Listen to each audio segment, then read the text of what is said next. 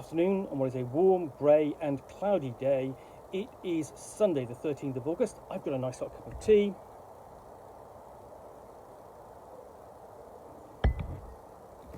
And a box to continue on opening. And what I'm going to pull out of here is Land of the Rising Sun, Adventure and Honor in Feudal Japan by Lee Gold. This is the update of the supplement role-playing game that came out in the roughly about 1980 as sort of compatible with Chivalry Sorcery, and this is compatible with Chivalry Sorcery 5th edition and requires the Chivalry Sorcery 5th edition core rulebook, and is published by Brittannia Games. And this I nicely won in the raffle at the Dudley Bug Ball earlier this year. So, Land of the Rising Sun is an expansion of Chivalry and Sorcery 5th edition and requires the Chivalry and Sorcery 5th edition core rulebook. You'll be able to create your own version of Feudal Japan, whether you include various elements of folklore and myth, or go for a pure historical campaign for the right to be shogun. It's completely up to you.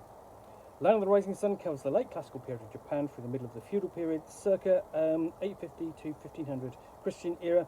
Character generation follows a similar path as in 5th edition Chivalry and Sorcery, giving you and your players the tools to create characters from samurai to ninja.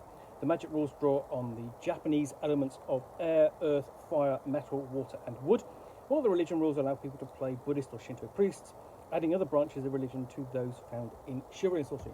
Now, Land of the Rising Sun is by Lee Gold, who most notably curates Alarums and Excursions, the hobby's longest running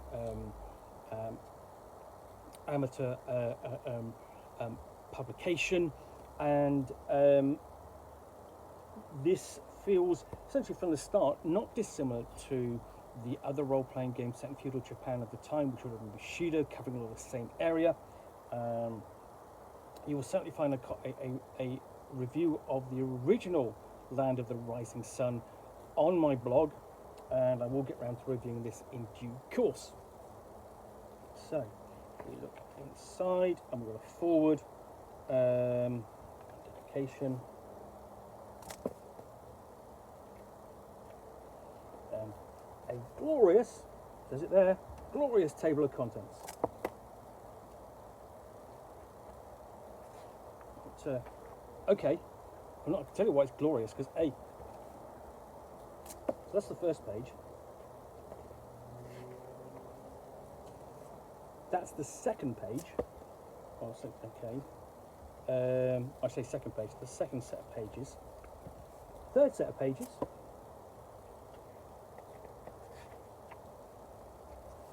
Fourth set of pages. Fifth set of pages. You have a table of contents is 10 pages long. And of course, you also got an index in there as well. But anyway, we have an introduction and a guide to Japanese history.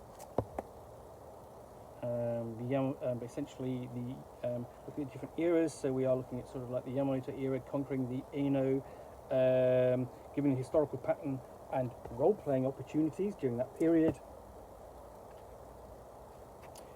Jingo's conquest of Korea and the Soviet era, and again looking at historical patterns and role-playing opportunities which those periods lend themselves to.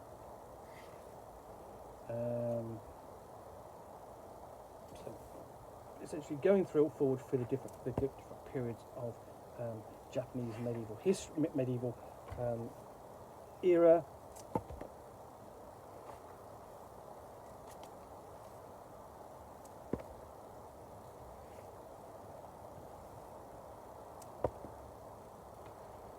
Going through essentially the era of the retired emperors, the Kamakura shogunate, the Ashikaga shogunate, the Ashikaga Wars,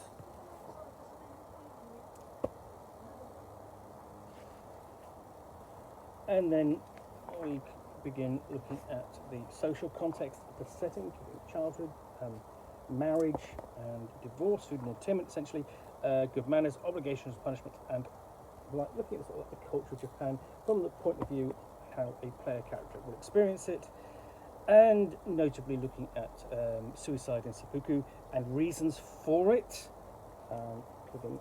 Alongside that, codes of justice that will have an impact upon it, and then codes of combat, death and mourning, working on the calendar, all good solid background, so on. And then we have the calendar includes essentially the like tied to particular animals. So we have rat and bull, much sort of like the zodiac, tiger, hare, dragon, snake, horse, sheep, and monkey. Continuing with bird, dog, and boar. We're talking about things like catastrophes that can beset the region, earthquakes, city fires, volcanic eruptions, and thunderstorms, nature of karma, and this gives you all the background you need to start character generation, which follows. So talking about gender and species there, so you might be Hangayake, a shape changer, Bakemono, monster, Arayo, spirit, or just plain old ordinary human. And then we'll discuss the options there in more detail. And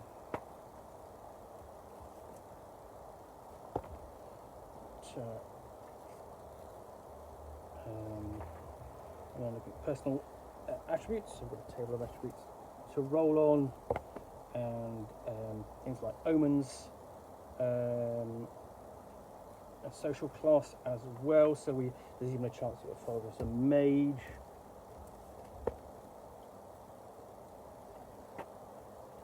And then I've got a table of basically for determining your father's vocation, depending upon social class. So outcast table, merchants, artisans, and peasants. Priests, both Buddhist and Shinto, and then samurai and ronin and nobles, status within one's family, and then we've got a table of curses, such as an animal belonging to you has the occasional gift of human speech and is rude to your social equals and superiors, or singing and biting insects always attack you. Special talents and abilities, which have to be rolled, or can be rolled on, and then you've got to roll on the flaws, deficiencies, and defects to balance them out.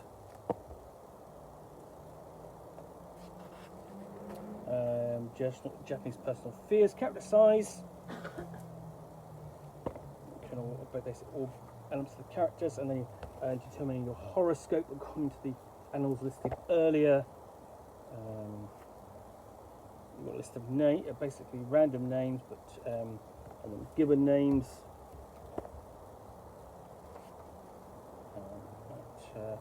Discussion of the mon, or your personal symbol. We've got example mon.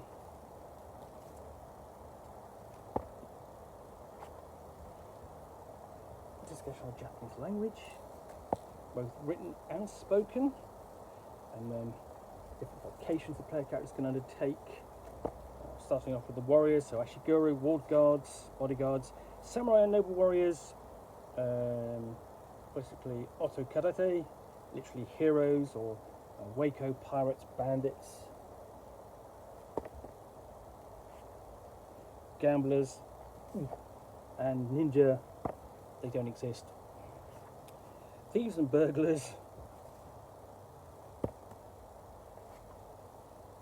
Buddhist priests and their theology, adventurers, and Japanese magic, mages,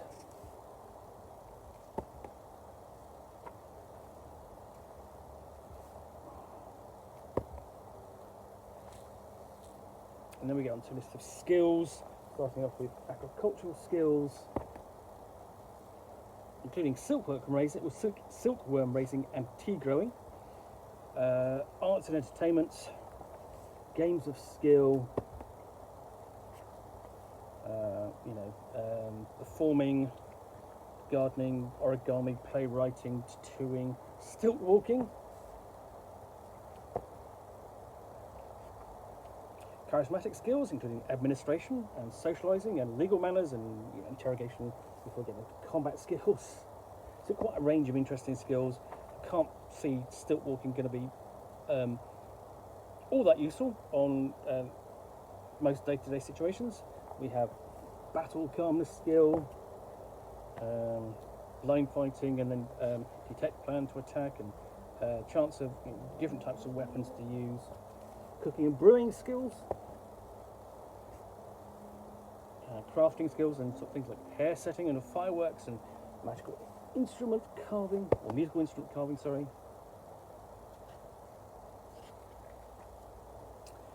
Language law, shopkeeping. So you've got a full range of skills there. You can accord to your player characters and to NPCs to make interesting player characters from across a wide array of social statuses. So you need not necessarily have adventures that would always involve samurai, although they kind of that's the ones that everyone thinks of.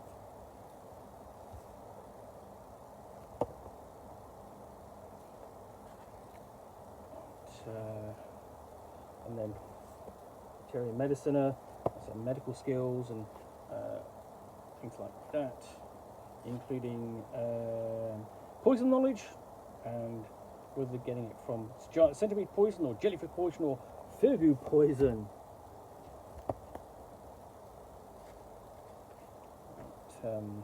Buddhist theology, martial art meditation, and of course tea ceremony. And noble skills, chess, courtly love, courtly etiquette, and more. So you've got a wider range of character skills. Again, scope for lots of different types of characters.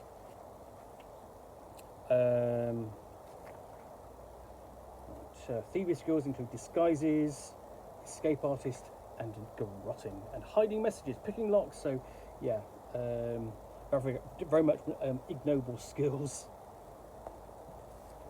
Money for your merchants and your peasantry if they're lucky enough. Player characters beginning wealth according to their social status. And got discussions of the typical male dress, typical female dress. Group missions of what they might undertake. Travelling gear. Household gear, writing materials, so lots of items and pieces of equipment, purchases, tools, clothing, cloth, and dye.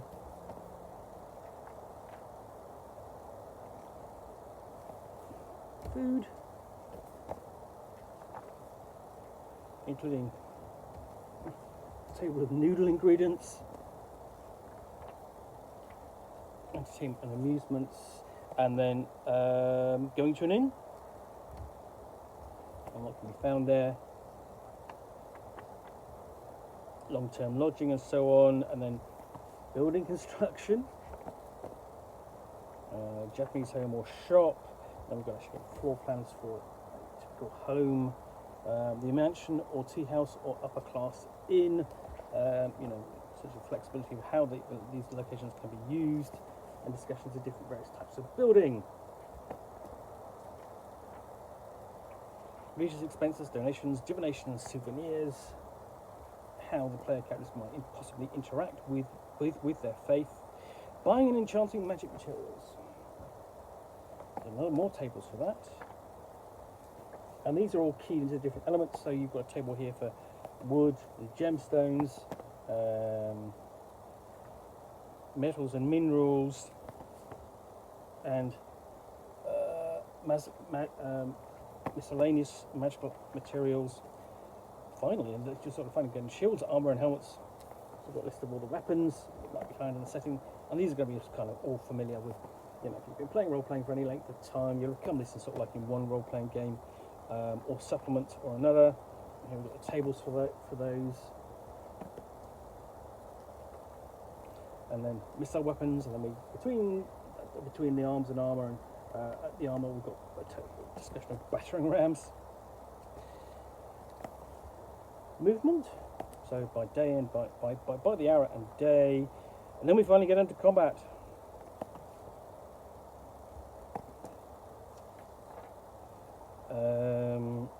And then again, before, you know, we deal with things like grappling, possession and exorcism, so spirit combat, and other effects including frostbite and heat prostration.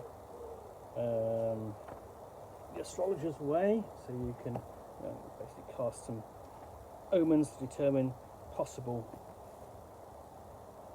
futures. Creating magical devices and foci. We've got modes of magic, methods of magic discussed. Japanese style magical spells, Meido, Shinto, astral plane.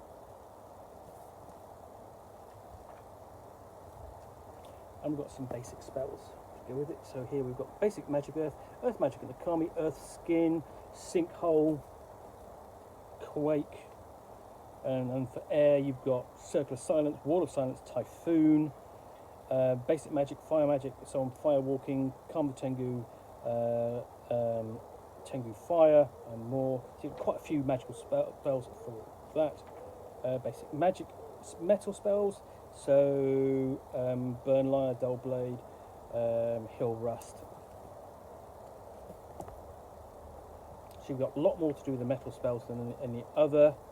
And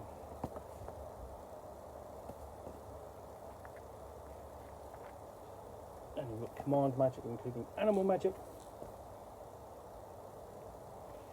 I could make a Johnny Morris joke there, but I'm not going to. Divination magic. Things like Ask the I Ching, reveal previous user, locate previous user, scry distance. Healing magic. Quite an extensive list of those too. Treat pain of burns, renew blood, exercise fever gake, or revive memory.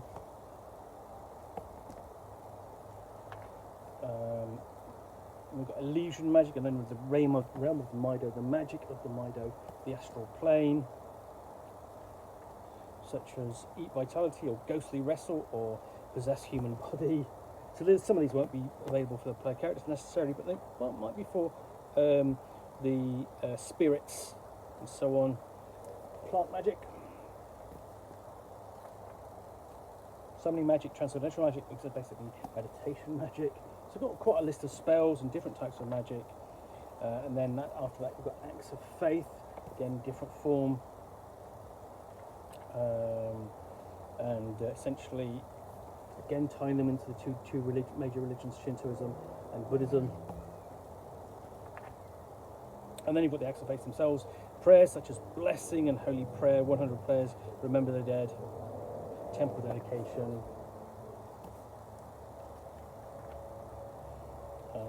Or prayer to find the open way, or find the nearest temple.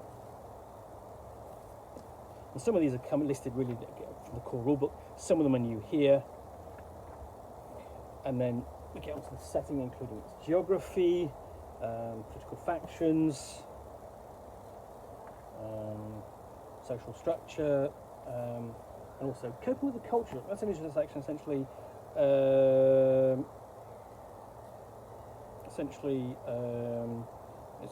dealing with these sort of like the differences in culture between us as essentially mostly Western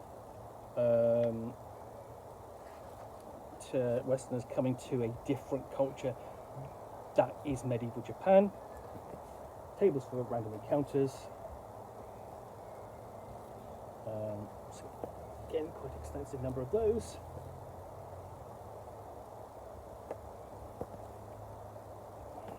Floating world and the imperial capital, on the roads,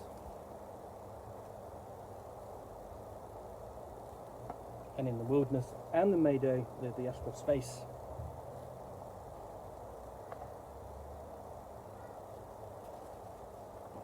And then switching it around, we've got a section on Japanese and European lands, the speaking foreign language, and the trade between Japan and Europe, whether through the Dutch or the Portuguese, experience and what to do during downtime. And then non-player characters, and we've sort of got essentially a set of those, various types.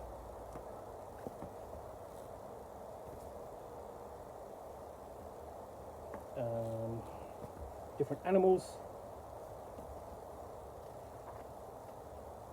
and enchanted creatures like giant night centipedes, Korean lion dogs, saru monkeys, katsu dragons, tables for those, and then hongeyaki, different types, giving the chance of being possessed by one. Bakemono, definitely monsters.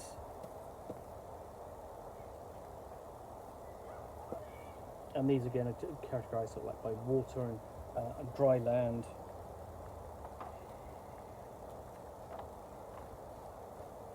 And then we have Orochi, which are large water breathing creature serpents, Kojin, shark people, Ryo spirits, Fununi, Funayure, the drowned. So different types of Gaki, the hungry dead. So lots of different spirits that you might encounter. Nature Ryu.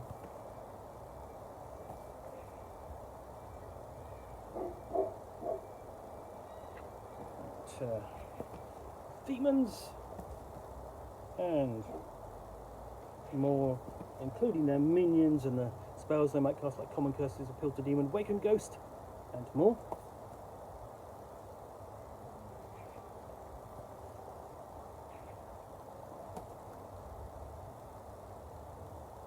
The Kami and the Buddhas. So a safe discussion of those with relation to both Buddhism and Shintoism.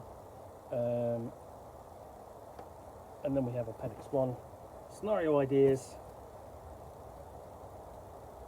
places of mystery, honors, dreams, murder at the checkpoint. So basically some thumbnail descriptions of scenarios and encounters that the game master can create. We do have the strange history of a keg of sake. So this is a bit more detailed, sort of like almost like a piece of fiction. That's more detailed. Before we get on to the words of Konfuji, adapted adventure by Mike Brunton. That's really nice to see. Late Mike Brunton contributing to this book.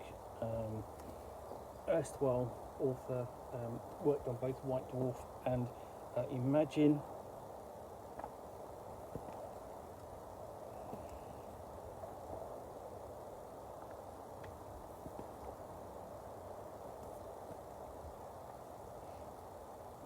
Then we've got a map of Shimin Village and Kumo Castle, a location for the adventure.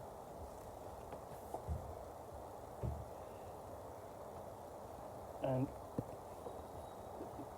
NPC stats and a closer map of Kumo Castle.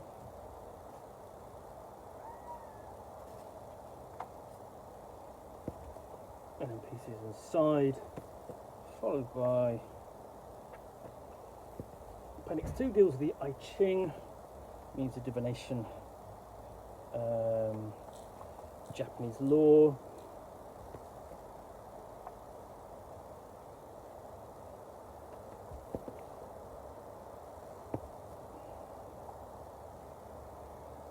recommended reading, and a collection of Japanese words, which as the game master and as the players, essentially you can learn. It's just essentially add in that bit of verisimilitude to enforce that you're not playing sort of like a standard sort of like game. And then we've got quite an extensive index.